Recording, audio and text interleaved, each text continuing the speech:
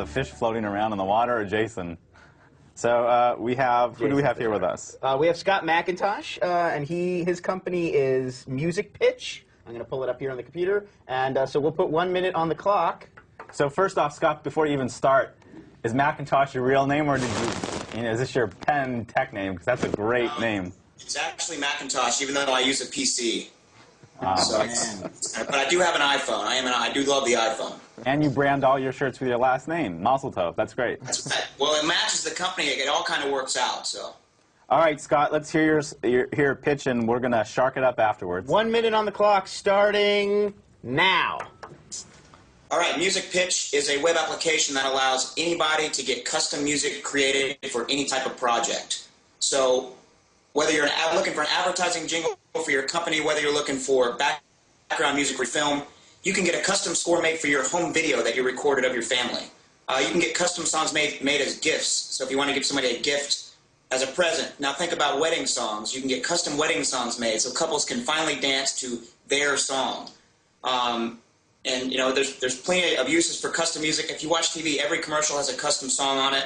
I noticed your video, when you open, you play Empire State of Mind. I wonder if you guys actually have a license for that song. Why not get a custom song that you can brand this week in with? We charge $39 to the contest holder to run a contest for the music, plus 10% of their prize amount. Songwriters around the world compose to try to win the contest, and then the contest holder gets the song, songwriter gets the prize. Easy. And time. Yes. Boom. All right.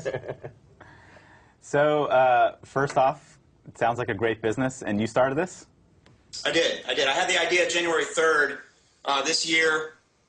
Talked to some Nashville Angels. They funded it. We launched April 28th. And where are you based out of? Nashville, Tennessee. The songwriting capital of the world. Well, congratulations. I hope you and Taylor Swift are having a good time hanging out together. So first off, let's talk about your pitch. And okay. So you spent about 40 seconds of your pitch talking about the value of custom songs. Right. And that can probably be done in about 5 seconds. I think okay. And you did a good job of giving different examples.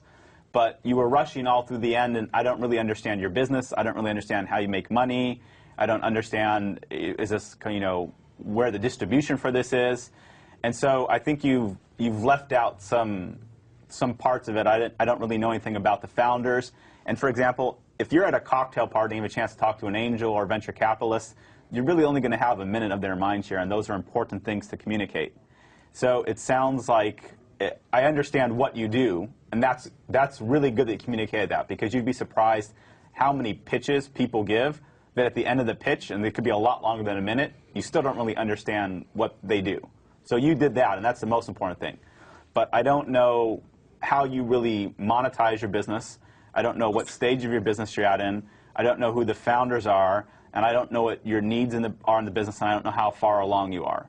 And those are key important things I think you need to communicate in any pitch. JR, any other feedback? Yeah, I thought my only feedback is kind of opposite of what you were saying, though, because he spent a lot of time laying out exactly what the need is, and I wasn't sure, as he was talking about, I wasn't sure if, I don't understand, I don't know the space that well, so let me caveat it by saying that, but do people really need a lot of custom songs? I didn't get that out of it. I didn't know if I would be willing to pay for a custom song. The first thing I was thinking was, well, how good is this song going to be, when I'd rather dance, you know, if I'm getting married, I'd rather dance to a popular song than to a song composed by somebody who I don't know who it is, and I'm not sure if it's going to be that examples, right? I mean, if you're doing a video and you need music for the background. Right, but even he used the example here. It's like they've got the Jay-Z song leading this one off, and the question about the license, until it's at the point where Jay-Z's cracking down on you guys for not having a license to using, his song. Let's not get any crazy ideas here, all right? I don't know if I don't know. I just don't know how big the market is. So that was one of the things that I wasn't sure about when he was going through it. But he did give some good examples. Yeah, and I think that's a good point. Maybe just to throw out there, you know, the amount of dollars that's spent every year on creating custom music for film, video, personal use. Who the customer is, who's really going to be using it. Because the wedding piece, as a user, I was like, I'm not sure that's too compelling. But if I knew exactly how many people are buying all these songs for commercials, for all these different things, to really kind of put some numbers behind what the market size is, that would be a little more compelling, I think. So I'm assuming, Scott, what you do is somebody goes somewhere online and says what kind of custom music they need and fill out some requirements, and then you broker the relationship between that person and someone that can actually create the music, and then you take a percentage of it? Is that how it works?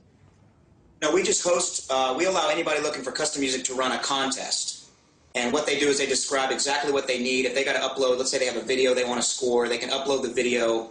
They can describe the business for the jingle. They can upload matching MP3s if they're looking to mimic that type of music. And then they set the price they want to pay, which is basically the prize of the contest. And then any songwriter around the world can compose a song and upload it and compete in the contest. So my first question is, why a contest? Why not just say, here's the kind of music I need, here's the kind of jingle I need, here's what I'm willing to pay, and take a bid like an Elance or Guru? Because if I'm a music creator, I'm not sure I want to spend my time creating something to then compete with a lot of other people that may not even be used in the end. All right. I mean, that's the chance you take to compete. I mean, we don't charge anything for the songwriters to compete. We call it a contest because, I mean, that's basically what it is. It's a contest to see who can write the best song for this project. And the winner is selected by the contest holder. He gets a license to use that song, and the songwriter gets that full prize amount. We don't take any ownership of the music. We just host the contest. So one of the things I recommend is, think about how you might want to emulate the eBay model, right? eBay has a system where you can have an auction where multiple people can bid up, so that ultimately you get the best price, the most efficient price for the market for the buyer and seller. But then they also have just a buy it now option, which means as a seller, if I get this price, I know I'm willing to sell it. And what you may find is that you're going to be a lot more successful at attracting supply, which are the people that are going to produce the music. We don't actually have that issue at all. We have tons of songwriters competing, composing amazing music. Our biggest issue is getting people to run contests. When we first launched, we were targeting two markets, which is difficult, as anybody knows. We were trying to let the songwriters become aware of the service, and we were letting people that needed custom music become aware of the service. Some of our main initial targets: music supervisors, wedding planners, people in the film industry, advertising agencies. It turned out that the songwriters loved the service. I mean, the feedback I get from them is they really enjoy it. They enjoy competing. They like seeing the projects. They like that we don't charge any fees for them at all. It's convincing the people that have been getting custom music a certain way for years that we have what we think is a better way for them to get custom music, because now they can choose their own price that they're willing to pay for their budget, and then they're going to get a ton of choices. I mean, if you look at our example, we've had some great contests that have already run. We had a local company actually called the Local Taco, which is a taco restaurant here in town. They ran a $1,000 jingle contest. They had over 60 entries. 60 jingles composed for their local jingle to pick from, and they get to pick whichever one they want. I mean, the top 20 were I thought absolutely phenomenal. So I think that's great. I mean, then you just have your classic marketing situation where you're trying to get people to put in. Now, where do you make money in the process? We charge the contest holder a $39 flat fee plus 10% of whatever the prize amount is that they set. So if you ran a $1,000 contest, you're going to pay $1,139. Yeah, it seems to work a lot like 99 Designs, where you basically go in. Yeah. It's exactly like 99 Designs. You design a contest, you say, here's what I'll pay the winner, and then a bunch of people all submit. We actually have the Local Taco one up. Maybe we can try to play a little bit of it. Yeah, let's hear that.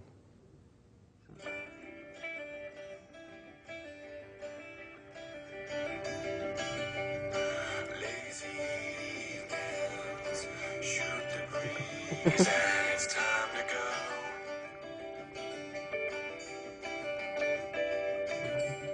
Before I think it, barely blink, took no time at all to get down the local taco.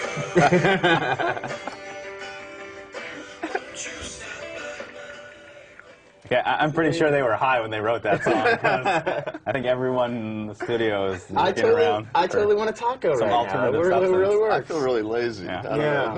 Oddly enough, I want to go to a Ben Harper and Jack Johnson concert right now.